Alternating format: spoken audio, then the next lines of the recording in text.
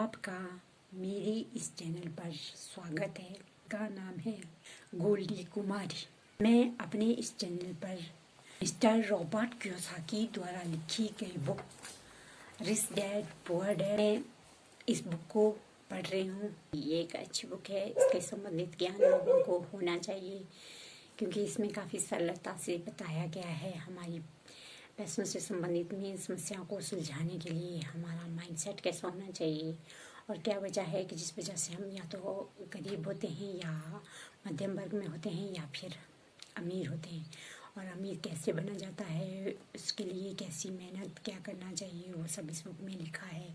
और अगर किसी भी व्यक्ति को पैसे से संबंधित कोई भी समस्या हो, अपनी या अपने बच्चों से संबंधित, तो उन्हें एक बार ये बुक अवश्य पढ़नी चाहिए। मेरा इस बुक को अपने चैनल पर डालने का ये उद्देश्य है कि जो भी लोग जानना चाहते हैं कि इसमें क्या लिखा है, मैं इसके पार्ट वाइज वीडियो बना रही हूँ। इसके काफ़ी वीडियो मैंने बना दिए हैं। इसके सारी बुक को ही अपने इस चैनल पर बनाऊँगी। अगर किसमें रॉबर्ट ने क्या लिखा है तो आप मेरे इस चैनल पर इसे सुन सकते हैं, क्योंकि मैं इसकी वीडियो बनाकर आपको पढ़ के सुना रही हूँ। उम्मीद है कि आपको अच्छे लगेंगे और आपको इससे संबंधित जानकारी आपके काम आएगी। तो जहाँ मैंने पिछली वीडियो छोड़ी थी वहाँ से आगे मैं शुरू करने जा रही हूँ। एक सॉफ्ट बॉल लुढ़कती हुई हमारी मेज के नीचे आ गई। अमीर डैडी ने इसे उठाकर वापस खिलाड़ियों के पास फेंक दिया। मैंने पूछा, लोभ और डर से अज्ञानता का क्या ताल्लुक है? क्योंकि यह पैसे के बारे में अज्ञानता ही है जिसकी वजह से इतना अधिक लोभ और डर उत्पन्न होता है। अमीर डैडी ने कहा, मैं तुम लोगों को कुछ उदाहरण देता हूँ। मान लो एक डॉक्टर अपने परिवार के जीवन के स्तर को बेहतर बनाने के लिए अधिक पैसे चाहता है, इसलिए वह अपनी फीस बढ़ा देता है। अपनी फीस बढ़ाकर उसने स्वास्थ्य सुविधा का प्रत्येक के लिए अधिक महंगा कर दिया है। उन्होंने कहा, इससे गरीब लोगों को सबसे अधिक छूट पहुंचती है, इसलिए उनकी सेहत धनवान लोगों के मुकाबले ज़्यादा खराब हो जाएगी। चूँकि डॉक्टरों ने अपनी फीस बढ़ा दी है, इसलिए वकील भी अपनी फीस बढ़ा देते हैं। चूँकि वकीलों की फीस बढ़ गई है, इसलिए स्कूल के शिक्षक वेतन वृद्धि चाहते हैं, जिससे हमारे टैक्स बढ़ जाते हैं और इसी तरह सिलसिला चलता रहता है। जल्द ही अमीरों और गरीबों के बीच की खाई इतनी भयानक हो जाएगी कि अराजकता फैल जाएगी तथा एक और महान सभ्यता धराशायी हो जाएगी। इतिहास गवाह है कि जब जब अमीरों और गरीबों के बीच खाई बहुत ज़्यादा हो जाती है, तब तब महान सभ्यताएं धराशायी हो जाती है। दुखद की बात यह है कि अमेरिका की भी उसी दिशा में जा रहा है, क्योंकि हमने इतिहास से कुछ नहीं सीखा है। हम ऐतिहासिक तिथियों और नाम तो याद रखते हैं लेकिन सबक नहीं। मैंने पूछा, क्या भाव नहीं बढ़ने चाहिए किसी शिक्षित समाज में जिसकी सरकार अच्छी तरह चल रही हो? भाव दरअसल कम होने चाहिए। जाहिर है कि ऐसा अक्सर सिर्फ सिद्धांत में सच होता है।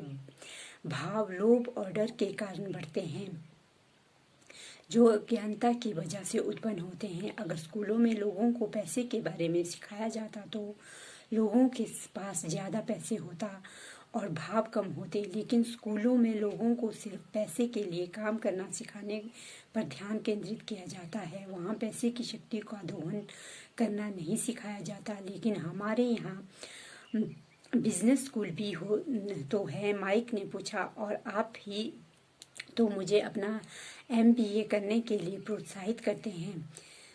हाँ, अमीर डैडी ने कहा, लेकिन अक्सर बिजनेस स्कूल में कर्मचारियों को खर्च में कटौती करने वाले परिष्कृत अकाउंटेंट बनने का प्रशिक्षण दिया जाता है।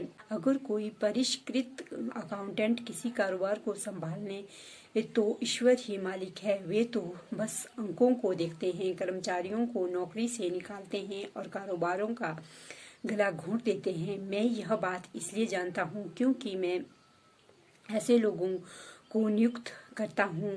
वे तो बस लागत को कम करने और भाव बढ़ाने के बारे में ही सोचते रहते हैं, जिससे बहुत सी समस्याएं उत्पन्न होती है। ऐसा करना महत्वपूर्ण है। काश अधिक लोगों को यह बात पता होती, लेकिन यह भी पूरी तस्वीर नहीं है। अमीर डैडी ने गुस्से से आगे कहा। माइक ने कहा, तो क्या इसका कोई हल है? हाँ, अमीर डैडी ने कहा, सोचने के लिए अपनी भावनाओं का सही इस्तेमाल करना सीखो। अपनी भावनाओं के बहाव में आकर मत सोचो। तुम लोगों ने मुफ्त में काम करने के लिए तैयार होकर अपनी भावनाओं पर विजय पाई थी, तो मैं जानता था कि उम्मीद है जब मैंने तुम्हें ज्यादा पैसों का लालच दिया, तुमने एक बार फिर अपनी भावनाओं का प्रतिरोध किया, तो तुम फिर भावनात्मक उत्तेजना के बावजूद सोचना सीख रहे हो। यह पहला कदम है। यह कदम इतना महत्वपूर्ण क्यों है? मैंने पूछा। देखो, यह पता लगाना तुम पर है। अगर तुम सीखना चाहते हो तो तुम लोगों को वायर बेंच यानी कंटीली झाड़ियों से भरी जगह पर ले चलूंगा। कैसी जगह है जहाँ जाने से हर कोई कतराता है? अगर तुम मेरे साथ चलते हो तो तुम लोग पैसे के लिए काम करने का विचार छोड़ दोगे और इसके बजाय पैसे से अपने लिए काम करना सीख लोगे। और अगर हम आपके साथ जाते हैं तो हमें क्या मिलेगा? अगर हम आपसे सीख लेते हैं तो क्या होगा? हमें क्या मिलेगा? मैंने पूछा। वही चीज जो अंकल रिमस की कहानी में बेयर रिविट को मिली थी। अमीर डैडी ने बच्चों की लोकप्रिय कहानी का संदर्भ देते हुए कहा। क्या कोई बायर पेंच होता है? मैंने पूछा। हाँ, अमीर डैडी ने कहा, बायर पेंच हमारा डर और लोभ है। अपने खुद के विचारों को चुनकर डर, कमजोरी और जरूरतों का सामना करना, इससे बाहर निकलने का तरीका है अपने विचारों को चुनना। माइक ने हैरानी से पूछा। हाँ, अपनी भावनाओं पर प्रतिक्रिया करते रहने के बजाय यह चुनना कि हम क्या सोचें।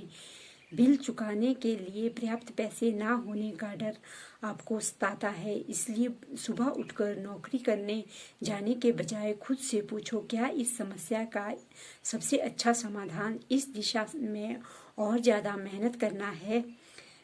अधिकतर लोग इतने डरे होते हैं कि वे तार्किक रूप से चीज़ों पर पूरा विचार नहीं करते हैं और इसके बजाय उस नौकरी करने जाने के दरवाजे से बाहर दौड़ जाते हैं जिससे वे नफरत करते हैं। परेशानी पैदा करने वाली स्थिति नियंत्रण में आ जाती है। अपने विचार चुनने से मेरा यही मतलब है। और हम ऐसा कैसे कर सकते हैं? माइक ने पूछा। मैं तुम्हें यही सिखाऊंगा। मैं तुम्हें सिखाऊंगा कि अपनी सुबह की कॉफी घटक कर दरवाजे से बाहर भागने वाले ये हड़बड़ी के काम करने के बजाय तुम अपने विचारों को चुन सको। जो मैंने पहले कहा था उसे याद रखो। नौकरी एक दीर्घकालीन समस्या का अल्पकालीन समाधान है। अधिकतर लोगों के दिमाग में केवल एक ही समस्या रहती है और यह है अल्पकालीन होती है। यह समस्या है महीने के आखिर में चुकाए जाने वाले बिल यानी परेशानी पैदा करने वाली स्थिति। पैसा उनके जीवन को नियंत्रित करता है, या मुझे यह कहना चाहिए कि पैसे के बारे में डर और अज्ञानता से नियंत्रित करता है। इसलिए वे वही करते हैं जो उनके माता पिता ने किया था। वे हर दिन उठते हैं और पैसे के लिए काम करने चले जाते हैं और यह सवाल पूछने का समय ही नहीं निकालते कि क्या कोई दूसरा तरीका है। उनके दिमाग नहीं, उनकी भावनाएं उनकी सोच को नियंत्रित करती है। बस के लिए इतना ही। आगे का पार्ट अगले वीडियो में। और अगर आपको पूरा इस बुक में क्या लिखा है तो उसके लिए आपको मेरा ये चैनल सब्सक्राइब करना होगा ताकि आपको मेरे सभी आगे के वीडियो भी मिलते रहें। वीडियो अच्छा लगे तो लाइक कर देना।